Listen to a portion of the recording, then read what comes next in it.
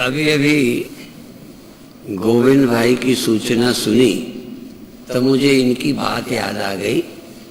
ये सब श्रोताओं को कभी कैसे सुनने का, हम 3 महीने लगातार सुनेंगे, 1 महीने सुनेंगे या मौन रहेंगे, ऐसा संकल्प दिलाते हैं। फिर इन्हीं की बात के साथ याद आ गई इंदौर के हॉस्पिटल की। हमको ज्यादा पता नहीं था, पर चूंकि अस्पताल खुला तो बहुत जानकारियां हुई।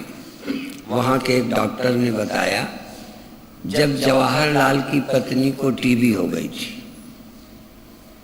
कमला नेहरू,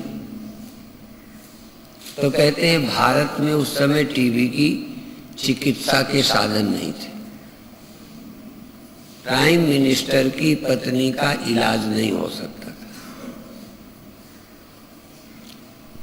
लेकिन आज टीबी का बहुत सफल इलाज है।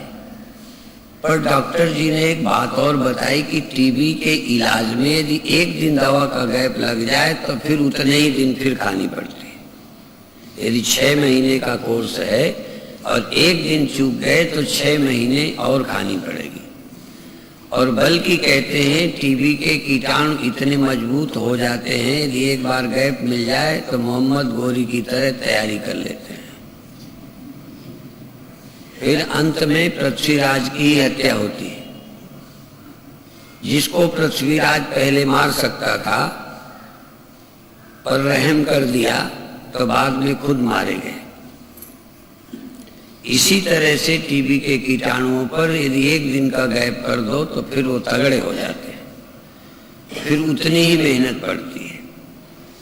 तो फिर एक बात और नहीं बताई कि मध्य प्रदेश में सरकारी अस्पताल तो ऐसे हैं, पर मध्य प्रदेश में पहला अस्पताल है अपना, जिसमें टीबी की डांट चिकित्सा होती है। डांट चिकित्सा का मैं अर्थ नहीं जानता था, वो भी उन्हीं से पूछा। मैंने कहा डांट चिकित्सा क्या होती है? कहने लगे डायरेक्ट चिकित्सा, माने फ्री इलाज, 6 महीने की दवा बिना मूल्य के, लेकिन शर्त एक की दवा घर को नहीं दी जाएगी, अस्पताल में आके डॉक्टर से लेनी पड़ेगी। डायरेक्ट चिकित्सा, पैसा एक भी नहीं। वो भी क्यों? फ्री में लोग गैप कर सकते थे, लापरवाही कर सकते थे, दवा देते किसी दिन नहीं खाते, डॉक्टर भी बदनाम, रोगी भी मरे। तो डायरेक्ट चिकित्सा का मतलब कि रोज पेशेंट को आना पड़ेगा, डॉक्टर से दवा लेनी पड़ेगी। पूरे 6 महीने का कोर्स, एक डिब्बा महीने का। किसी दिन दवा नहीं लेगा, पता चलेगा कि आज दवा नहीं ली गई, तारीख वार। फ्री। ये क्यों? क्योंकि आदमी अपनी मौत को भी भूल जाता है। चिकित्सा चाहता है स्वस्थ हो जाऊं, फिर भी प्रमाद करता है, इसलिए घर को दवा नहीं।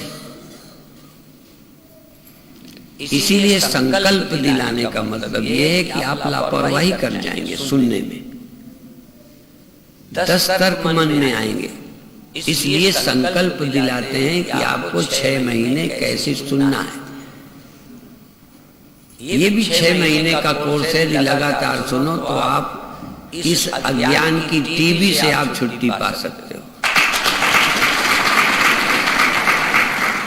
इसमें भी गैप उतना ही खतरनाक है जितना टीबी के रोग में गैप।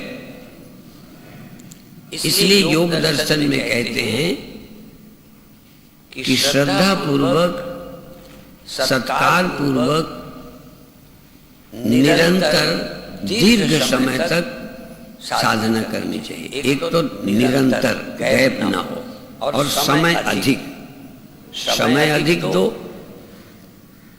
प्रतिदिन समय अधिक दो और प्रतिदिन समय दो। और श्रद्धा पूर्वक, सत्कार पूर्वक साधना करने से दृढ़ भूमि, मजबूत स्थिति बनती है। जो लोग शिकायत करते हैं टिकता नहीं है, दृढ़ता नहीं रहती है। एक उदाहरण और बता दूं अपनी गुरु बहन का। अब आज उनका शरीर नहीं है। मेरी गुरु बहन थी झांसी की, मैं गुरुदेव के साथ 6 वर्ष रहा तो काफी बोलने लगा। तो पहले तो बोलने से ही लोग समझते हैं ज्ञानी है। तो एक तो ये कारण था, दूसरे सचमुच भी बड़े तर्क से बोलते थे। तो उन्होंने मेरे से प्रश्न किया कि हमको 18 साल हो गए गुरुदेव के शिष्य बने, अभी आपका तीसरा साल है और आप इतना ज्ञानी हो गए, इतना समझ गए, क्या बात है? तो हमने कहा आपको 18 साल हुए, गुरुदेव साल में एक बार आपके यहाँ आते हैं और 2 दिन 3 दिन रहते हैं। आपने 18 साल में कितने प्रवचन सुने? 18 साल में 1 साल में 2 दिन 3 दिन, तो 18 54। और हमने कहा हम 2 महीने में 60 और कभी कभी 120। हमने 6 साल में कितना सुना, हमने 3 साल में कितना सुना। पास भी रहे तो मन भी ठीक रहा, उनकी बातें भी सुनी। आप सुनोगे, यहाँ रहोगे लोगों के बीच, तो दिमाग फिर खराब हो जाएगा। और भी देखा होगा बहुत अस्पतालों में सीरियस रोगी को भर्ती किया जाता है। तो जो ज्यादा सीरियस है ना, वो 1-2 साल हॉस्पिटल में रहे। ये जो दवा लेके घर चले जाते हो, समझो तुम ठीक होने वाले नहीं हो।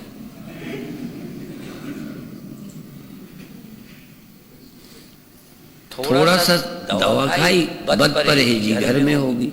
मन को, दिमाग को खराब करने वाला वातावरण रहता है। थोड़ी सी दवा ली, गलत काम ज्यादा होते हैं तो निष्ठा नहीं टिकती।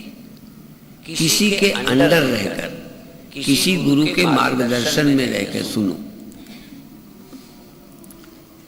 हम तो गुरुदेव के पास खैर 6 साल रहे और लगभग 12-14 साल गुरुदेव के शरीर रहते कुछ अलग भी रहे, लेकिन साथ रहने में कई संयम सहज हो जाते हैं।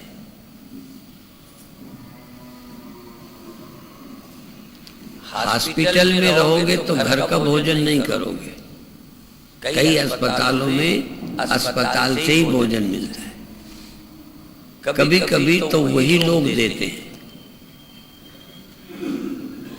यहाँ तक कोई ऑपरेशन करना होता है तो 1 दिन पहले ही खाना बंद कर देते हैं, खाना चेंज कर देते हैं। किसी ऑपरेशन वाले को खांसी आती हो तो ऑपरेशन नहीं करेंगे, पहले खांसी का इलाज करेंगे, क्योंकि ऑपरेशन हो जाने पर कहीं खांसे तो टांके खुल जाएंगे।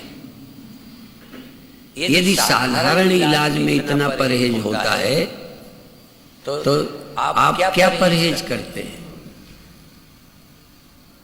यदि आपको कहा जाए घर में बैर नहीं करना है, नफरत नहीं करना है, ईर्ष्या द्वेष नहीं करना है और नियमित इसे सुनना है, पढ़ना है। मैं कितने बार बोलता हूँ कि लोग 10-10, 20-20 हजार, 1-1 लाख रुपया तक दान दे जाते हैं, लेकिन 2000 के कैसेट नहीं ले जाते। वो कहते हैं यहाँ सुन लिया बहुत है।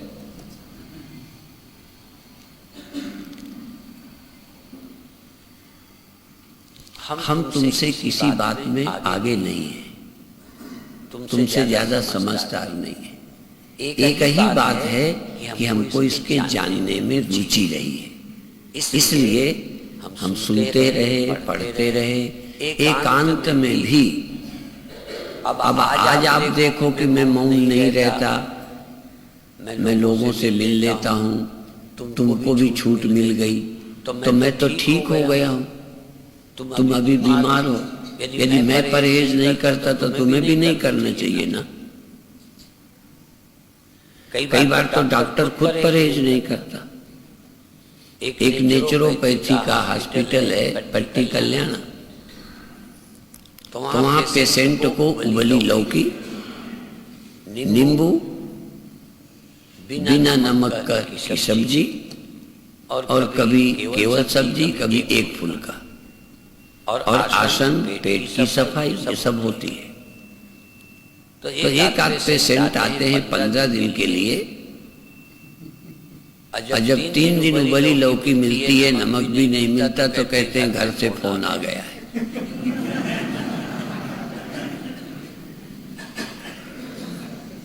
और फिर कई लोगों की नाक इतनी तेज है, कहते डॉक्टर के यहाँ तो कड़ी बन रही थी, महक आ रही थी, तड़के की आई, हमें परहेज बताते हैं। तो हमने कहा डॉक्टर सुमेरचंद बीमार थोड़ा है, डॉक्टर सुमेरचंद गुप्ता वहाँ के डॉक्टर हैं।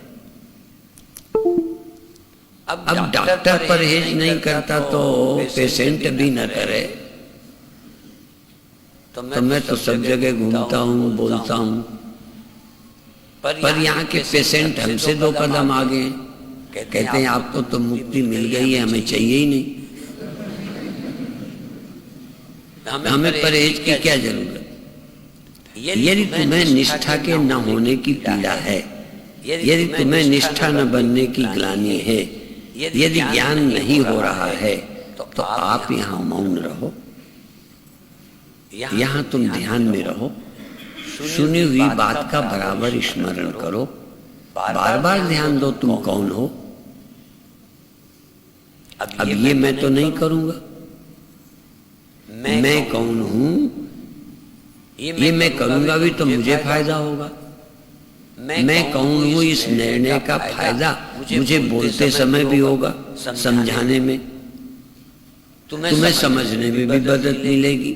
लेकिन तुम्हारे अंदर जब तक स्वयं प्रयत्न नहीं होगा चिंतन का, इसलिए अप्रोक्षानुभूति के प्रारंभ में कहा कि इसको प्रयत्न पूर्वक, ये अपने आप होने वाला नहीं है, प्रयत्न पूर्वक बार बार इसका विचार करो, बार बार विचार करो। और यदि मैं कोई अपनी बात ईमानदारी से कह सकता हूँ, तो इतना ही कह सकता हूँ कि मेरे में और कोई गुण नहीं, पर चिंतन करने की आदत, इसको समझने में रुचि शुरू से रही।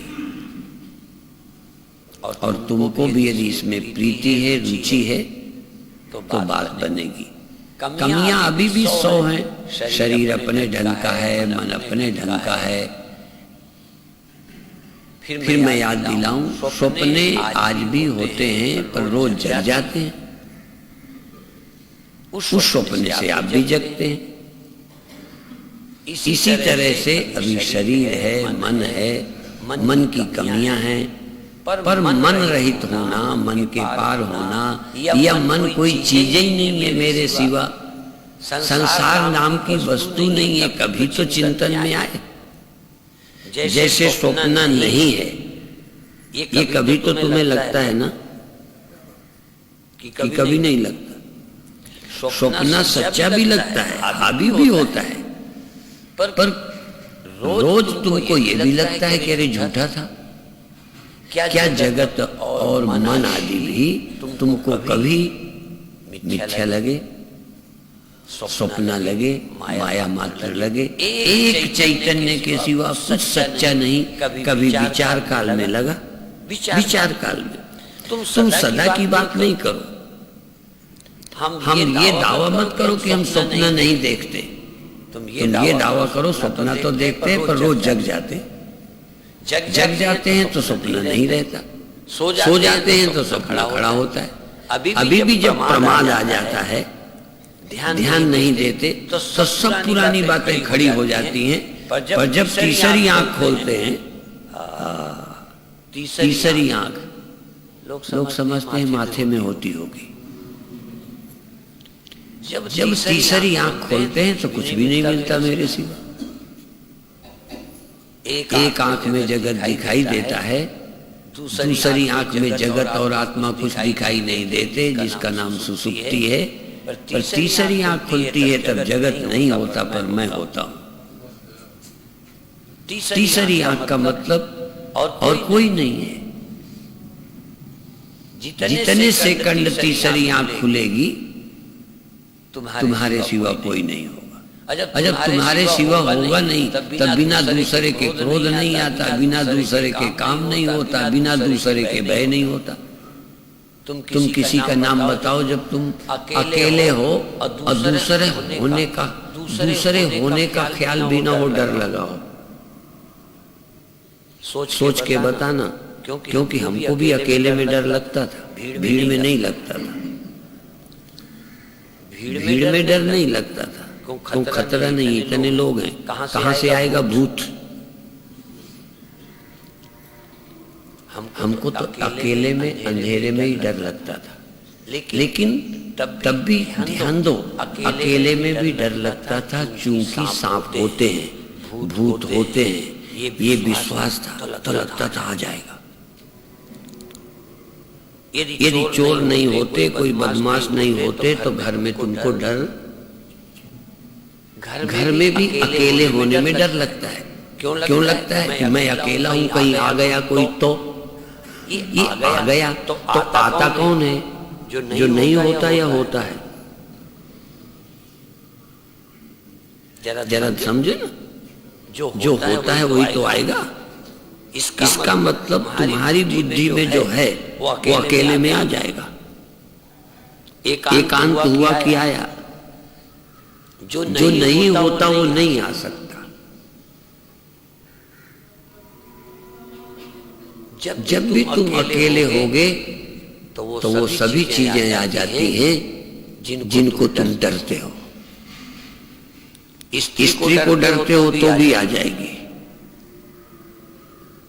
दुश्मन को डरते हो तो भी आ जाएगा, जिनको प्यार करते हो वो भी आ जाते हैं। जो प्यार करते हैं उनको भी सपने आते हैं, जो डरते हैं उनको भी आ जाते हैं। सांप आ जाता है, गुंडा आ जाता है, हत्यारा आ जाता है, बीमारी आ जाती है। जब भी तुम अकेले होते हो तब ये सब आ जाते हैं। क्योंकि तुम्हें किसी के आने के लिए भी तुम्हारा फोन मुक्त तो हो, एंगेज ना हो तो ही आएगा। तुम कोई फोन को ऑफ थोड़ी किए हो। यदि फोन को ऑफ कर दो तो कोई का फोन नहीं आएगा, फिर न दुश्मन का आएगा न मित्र का आएगा।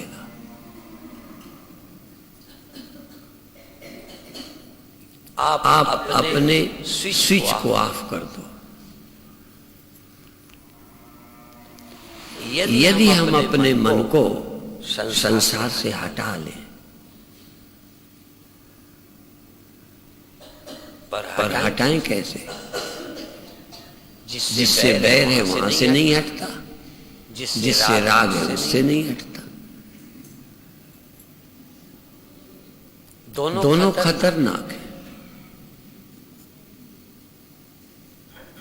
जिससे चिढ़ते हो वो तुम्हारे दिमाग से नहीं जा सकता।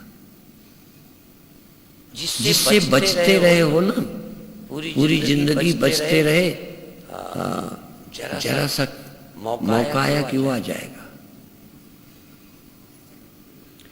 बचने के लिए कुछ न रहे, इतनी लंबी यात्रा कोई रहे नहीं, आएगा कौन? मैं पहले बोला करता था कि मैं ध्यान में बैठा हूं। यदि ध्यान में तुम बैठे हो और मेरे सिवा कोई हाल में न हो, तुम अकेले ध्यान में बैठे हो और मान लो हाथ कोई लग जाए तो तुम क्या सोचोगे? कोई हाथ रख दिया जाए पीठ पर, सिर पर, तुम्हारे को हिला दिया जाए तो तुम क्या सोचोगे? आंख बंद किए बताना। तुम आंख बंद किए ध्यान में बैठे हो, मेरे सिवा उस हाल में कोई है नहीं, तो यदि कोई ने छुआ तो कौन होगा? हिलाया तो कौन होगा? क्यों ये अंदाज क्यों लगाया? अनुमान क्यों लगाया? आज ये भी अनुमान की, प्रत्यक्ष की बातें चल रही थी। आप कैसे जान गए कि स्वामी जी ने हाथ रखा? आप तुरंत झिड़की दोगे क्या कि तुम्हें तमीज नहीं है? यदि हाल में बहुत लोग हैं, मैं भी हूँ, किसी का हाथ लगा, तुरंत लगा इन्हें तमीज नहीं है, मैं ध्यान में बैठा हूँ, आके धक्का मार दिया। क्यों? जहाँ बहुत हैं तहाँ कोई का भी धक्का लग सकता है। जहाँ मैं अकेला हूँ वहाँ धक्का भी मारूंगा तो मैं मारूंगा, हाथ रखूंगा तो मैं रखूंगा, और कोई है ही नहीं। और मान लो मैं भी ना हूं तो, यदि मैं भी ना हूं तो आपको ख्याल में कौन आएगा? यदि तुम्हारे सिवा कोई है ही नहीं तो आ कौन जाएगा? पर ये आपको अनुभव ही नहीं है। इसलिए ब्रह्मज्ञानी के ख्याल में यदि कोई आ भी जाए तो कहेगा मैं ही हूँगा, और कोई तो था ही नहीं। मेरा ही हाथ होगा मेरे सिर पर, मेरा ही पैर मेरे पैर पर होगा। लोग पैर पर पैर चढ़ाकर लेटते भी हैं, टांग पर टांग रख के और हाथ की तकिया लगा के। कौन है तकिया? तुम्हारा हाथ। तुम्हारे सिवा है कोई नहीं, तकिया कहाँ से आ जाएगी? यदि है तो तुम्हारी ही तकिया है। एक कहानी मुझे याद आ गई। एक संत का कहीं थे, घूमने चले गए, सोच गए चोर सामान ले गया उनका। उन्होंने पुलिस को रिपोर्ट लिखाई संत ने कि मेरा एक कंबल चला गया, एक बैठने का आसन चला गया, एक तकिया चला गया, एक गद्दा चला गया, एक मेरा रजाई चली गई, और इसी तरह से बहुत सामान लिखाया, रुपए भी लिखाया। रुपया चला गया, इतने आने चले गए, इतने पैसे चले गए, लिखा दिया। अब पुलिस वाले चाहें तो पकड़ लेते, बदमाश पकड़ में आ गया। तो जब पहले तो उसने कहा मैंने की नहीं, फिर जब पिटाई हुई तो मान गया। तो उनका ला सम्मान, तो एक कम्बल और 1 रुपया ले आया। उन्होंने कहा बाकी सामान जो लिखा है, कहने लगे मैं जिसकी कसम करो इतना ही ले गया था, और कुछ मैं ले ही नहीं गया। इतना महात्मा झूठ बोलते हैं। महात्मा को बुलाया गया कि महात्मा जी आप झूठ रिपोर्ट लिखाते हो। कहने बिल्कुल झूठ नहीं लिखाई। कहने लगे ये, कहना हाँ ये सब सामान मिल गया, सब सामान मिल गया। कहने इतनी लिखाई? कहने लगे मैं आसन लगा के इस पे बैठता था इसलिए मेरा आसन है, मैं इसको बिछाता था इसलिए मेरी गद्दा है, मैं इसे ओढ़ता था इसलिए मेरी रजाई है, और ये मेरा तकिया है, लगा लेता था, मेरा तकिया है। जितनी चीजें लिखाई सब यही है, इतना पर है एक ही।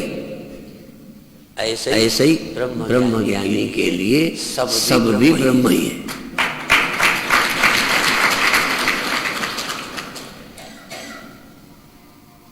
एक बार समझ में आ जाए कि वही स्त्री है, वही पुरुष है, वही पेड़ है, वही पहाड़ है, उसके सिवा और कोई है ही नहीं। पुलिस को और बदमाश को पहले भ्रम हुआ कि इतनी चीजें लिखा दी। चोर को मालूम था कि मैं तो ले ही तो नहीं गया।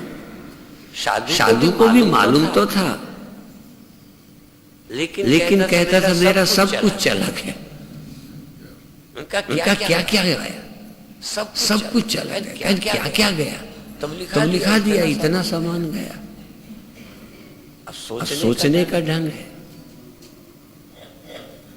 और भी बताऊं, जिसको ये पता चल जाए कि सब कुछ मैं ही हूं, उसका सब कुछ चला जाए तब भी कुछ नहीं जाता। क्योंकि सब कुछ केवल लगता है तो एक ही, और एक जाता नहीं। वहां तो एक चोरी हो भी गया था, वहां तो एक कंबल की चोरी हुई थी, यहाँ एक की चोरी हो नहीं सकती और कोई है नहीं। इसलिए वो कहता है मेरा कुछ चुरा ही नहीं सकता, मेरा कोई कुछ छीन ही नहीं सकता। और जिनको पता नहीं है उनका एक नहीं जाता तो भी सब चला गया, कुछ नहीं गया। झूठ भर गया तो भी सच भी चला गया। अज्ञानी को आत्मा की हत्या, अज्ञानी अपनी हत्या कर लेता है। कुछ भी मर गया तो मैं मर गया, कुछ छिन गया तो मेरा ये चला गया, मेरा ये बिगड़ गया, मैं ये हो गया। अज्ञानी आत्मा हत्यारा है। अज्ञानी की हत्या कोई और नहीं करता। अज्ञानी अपनी ही अज्ञानता से अपनी हत्या करता है। अज्ञानी को अनेक में सत्य बुद्धि है, इसलिए उसका छिन जाता है। और ज्ञानी की अनेक में सत्य बुद्धि नहीं, एक ही अनेक तरह का है और एक कहीं जाता नहीं है, इसलिए ज्ञानी का कुछ भी नुकसान नहीं होता।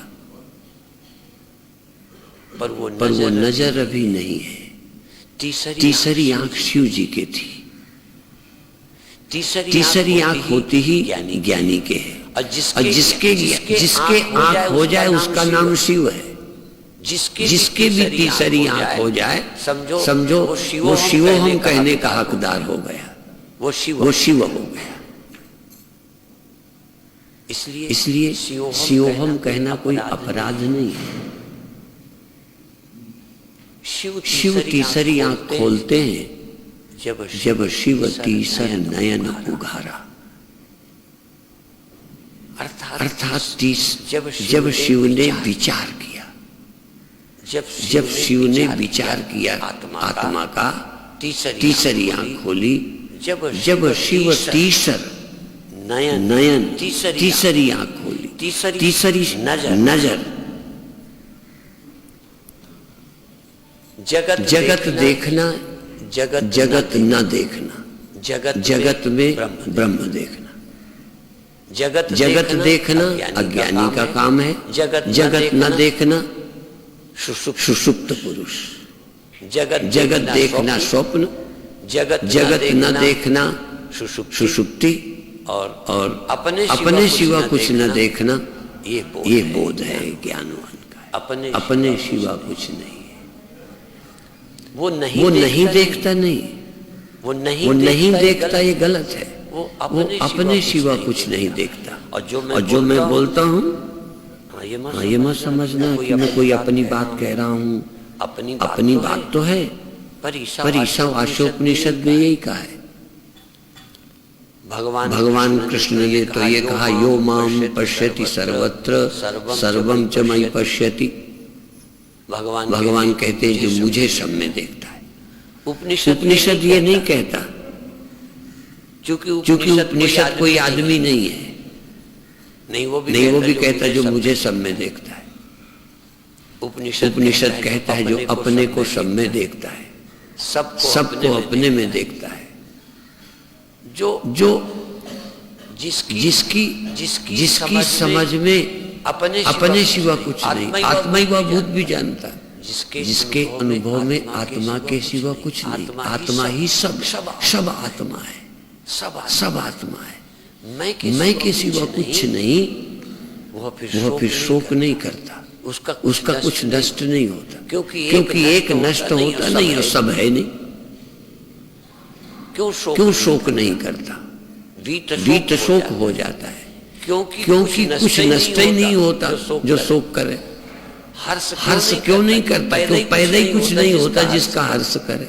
जो है वो है, और कोई है नहीं जो पैदा हो जाए। इसलिए हर्ष और शोक से रहित हो जाता है।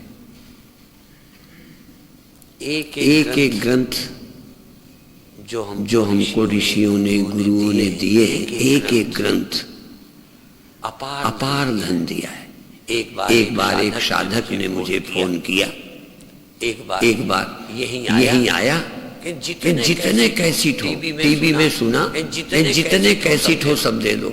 तो हमारी दुकान में बहुत निकले नहीं, क्योंकि ऐसा ग्राहक आया ही नहीं था। पहले बार ऐसा ग्राहक आया, सारे ढूंढ ढांड के दिए। फिर उसने 1 लाख मोई धाम के विद्यालय के लिए दिया। फिर एक बार पूछा, फिर 1 लाख दिया। फिर तीसरे बार मेरे से पूछा कि और कोई सेवा बताओ। मैंने उनका नहीं बहुत है। कह लगे आप संकोच न करो, मैं करोड़पति हूँ, आप संकोच मत करो। फिर कहता है मैं 60 करोड़ का मालिक हूँ। तो फिर कहता है आपको आश्चर्य हो रहा होगा। मैंने कहा हो रहा है। कहता है मेरे पास आपके 60 कैसेट हैं।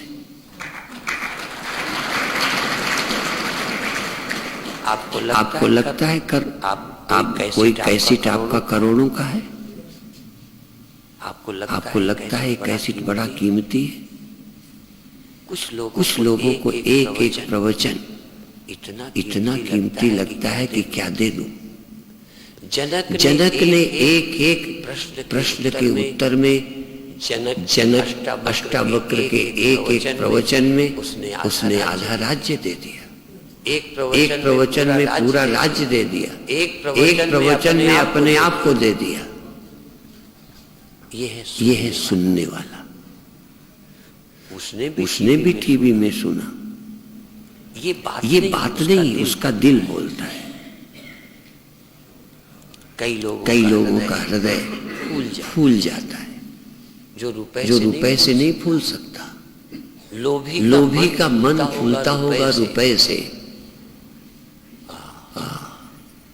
कामी का मन फूलता होगा प्रिय अपोजिट सेक्स पाकर।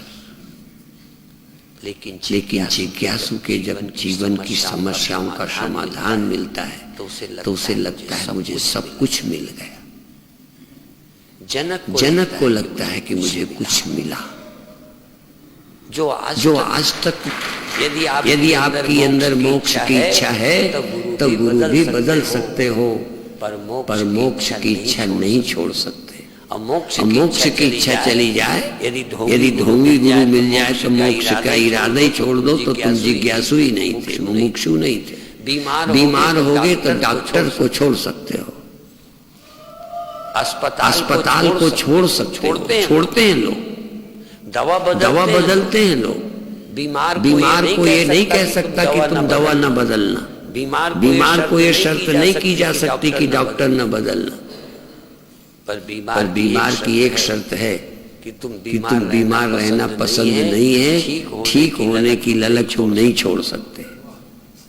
तुम मुक्त होने की इच्छा नहीं छोड़ सकते। गुरु से चिढ़ सकते हो, किसी संप्रदाय से हट सकते हो, पर यदि मोक्ष की इच्छा पैदा हो गई है तो बिना मुक्त हुए तुम सब कर सकते हो, पर बिना मुक्त हुए तुम चैन नहीं पा सकते।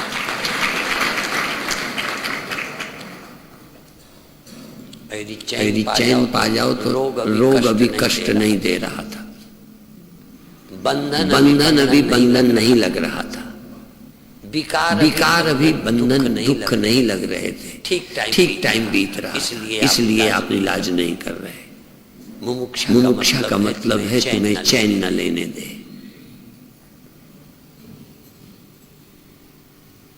तुम यदि कामी हो तो पत्नी छोड़ सकते हो, तुम्हारे काम की नहीं है, तुम्हारे पात्र नहीं है। तुम जितना कामी हो उतना उसे पसंद नहीं है, पत्नी छोड़ सकते हो। पर कामी आदमी काम नहीं छोड़ता तो पत्नियां दूसरी ढूंढ लेता है। सब लगन में नियम एक ही है। कामी आदमी पत्नियां बदलते हैं, काम से मुक्त नहीं होते। पर जो मुक्त हो, पर हर चीज बोलूंगा। ऐसा लगता है आज ये पहला प्रवचन दे रहा हूं।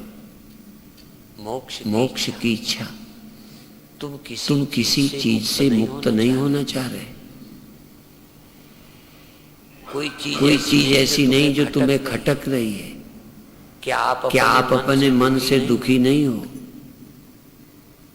क्या सब दुखों का कारण तुम्हारा मन ही नहीं है? और भी जरा सोचो, मन से दुखी हो कि पड़ोसी से? जो पड़ोसी से दुखी हैं वो यहाँ ना हुए, क्योंकि यहाँ मैं पड़ोसियों को ठीक करने के लिए तुम्हें नहीं बुलाया। यदि पड़ोसियों को ठीक करता तो तुमको कहता तुम घर जाओ, पड़ोसी को भेज देना। समझे? मैं तुम्हारे घर वालों को ठीक करने के लिए तुम्हें नहीं बुलाया, या तुम घर को ठीक करने के लिए यहाँ आए हो तो ठीक नहीं है, उनको भेज देते, तुम वहीं रहते। तुम यहाँ आए हो अपने को ठीक करने, और पहले ठीक करने को आओ, पर हम तुम्हें ठीक नहीं करेंगे, ये भी बता दें।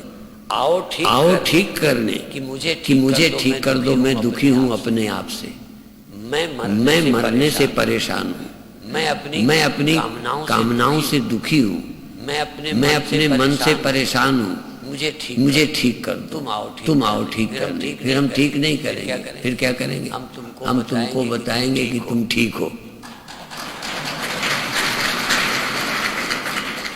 ध्यान रखना, कोई मौत से नहीं बचा रहे, मौत से पीड़ित लोग आए, हमने कहा तुम देह नहीं हो, तुम नहीं मरोगे, तुम मन नहीं हो, दुख तुम में नहीं है, तुम चैतन्य हो, तुम आत्मा हो। बस तुमने सुना, तुम्हारा काम बना। ये भी ध्यान रखना। यदि ठीक से सुना तो, और ये सुनना सुनाई पड़ जाए, तुम में दुख नहीं है, ये सुनते हो कान में आवाज जाती है, पर ये मन नहीं सुन रहा। लगता है स्वामी जी से कोई चूक हो रही है, स्वामी जी धोखे में बोल गए हैं, थोड़ा नशे में है लगता है। नशे में तुम हो, तुम्हें लगेगा गुरु नशे में, तुम सपने में हो, लगेगा गुरु बड़बड़ा रहे हैं। गुरु की बातें बड़बड़ाने सी लगेंगी, जीवन में घट नहीं रही, जो घट रहा है वो गुरु कह नहीं रहे। तुम पर जो बीत रही है तुम लेके आए थे, अपनी बीती लेके आए थे कि कुछ करेंगे। वो कहते हैं बातें उल्टी है, ये कुछ है ही नहीं जो तू कह रहा है। पर इतनी श्रद्धा चाहिए कि न समझ में आए तो भी मानो गुरु झूठ नहीं बोल सकता। सत्य वेद गुरु वाक्य है, श्रद्धा विश्वास। मैं लौट गया अपरोक्षानुभूति में, पीछे पहला प्रवचन जैसे दे रहा हूँ। तुम दुखी हो, तुम अधूरे हो, तुम कमी अनुभव कर रहे हो, इसमें तुम्हारा अनुभव बिल्कुल, तुम अपना अनुभव लेके जरूर आए हो, पर तुम अपना अनुभव लेके आओ और हमारा अनुभव लेके जाओ। हम कहेंगे तुम में काम नहीं है, तुम में क्रोध नहीं है, तुम देह नहीं हो, तुम में विकार नहीं है। ये सुन सको तो सुनो, ये सुनाई पड़ेगा नहीं, क्योंकि तुम्हारा एक्सपीरियंस मेरे से मेल नहीं खाता। तुम्हारा अनुभव कुछ है, शास्त्र कुछ कहता है, शंकराचार्य कुछ कह रहे हैं, तुम कोई अनुभव लेके आए हो। शंकराचार्य को पता है कि जो तुम अनुभव लेके आए हो, कर्म कोई उपाय नहीं है। तुम मेहनत करोगे बात बनेगी नहीं। तो तुम मर रहे हो, तुम दुखी हो, यहाँ इलाज के लिए हम कहेंगे तुम देह नहीं हो, तुम नहीं मरते, तुम मन नहीं हो, तुम दुखी नहीं होते हो। पर ये साथ में सुनना, तुम मन नहीं हो, ये जरूर सुनना, तुम देह नहीं हो। यदि ये नहीं सुनोगे तो हम नहीं बचा सकेंगे।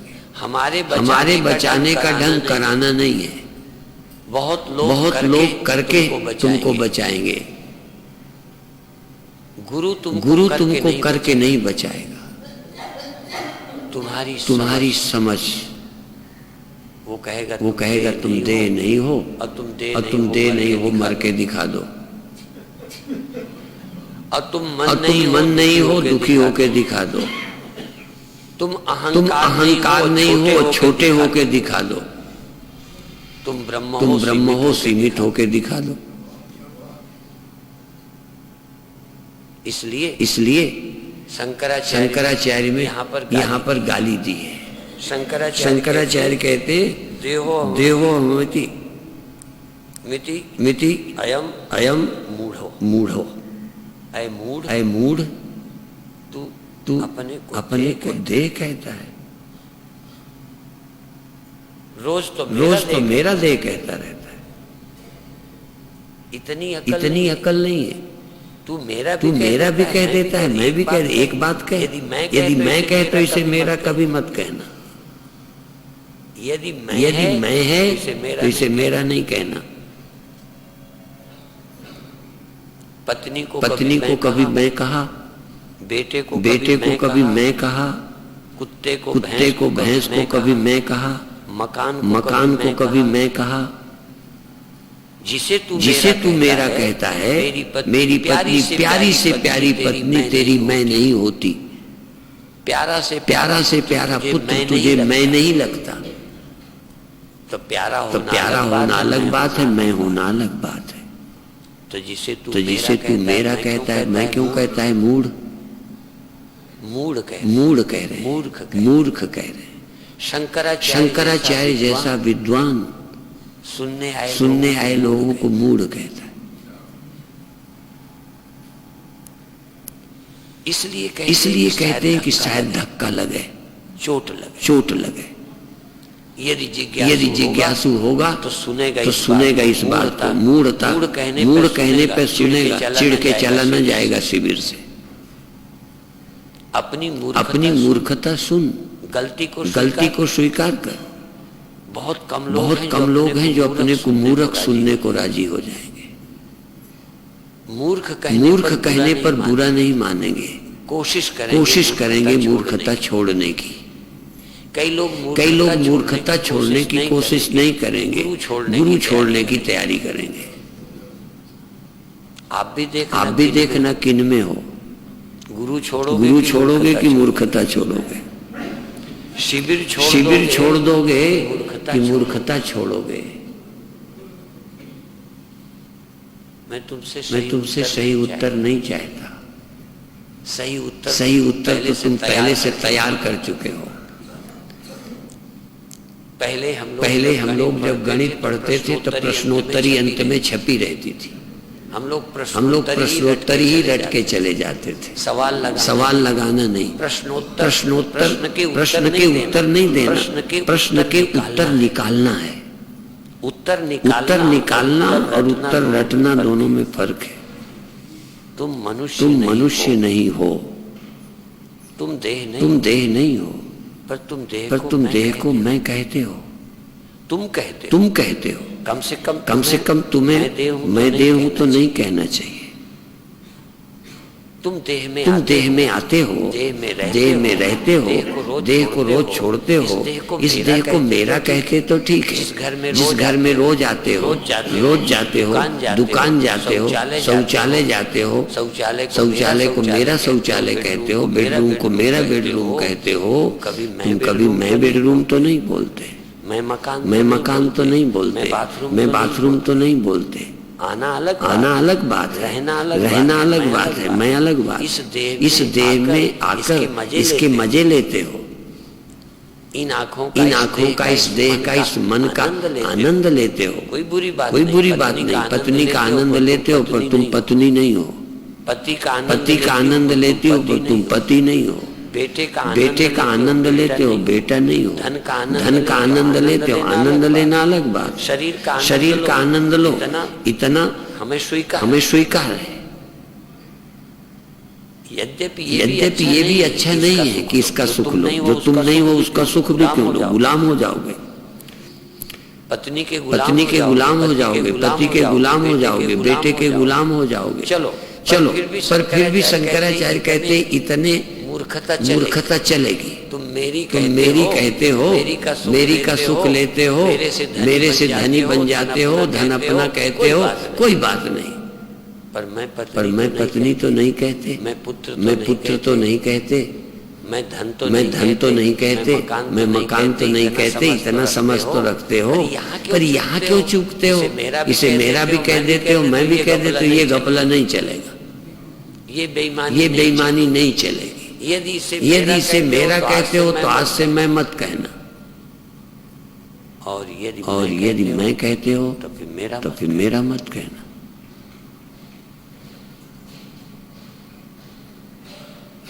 सोचो, सोच के उत्तर दो, सोच के बोलो, बिना सोचे मत बोलना। आदत से मत बोलना। जैसे तकिया कलाम होता है ना, हमारे मक्कड़ जी बहुत बोलते हैं। क्या बोलते रहते हैं? एक बात क्या है, कुछ कहते हैं, मुझे याद नहीं है।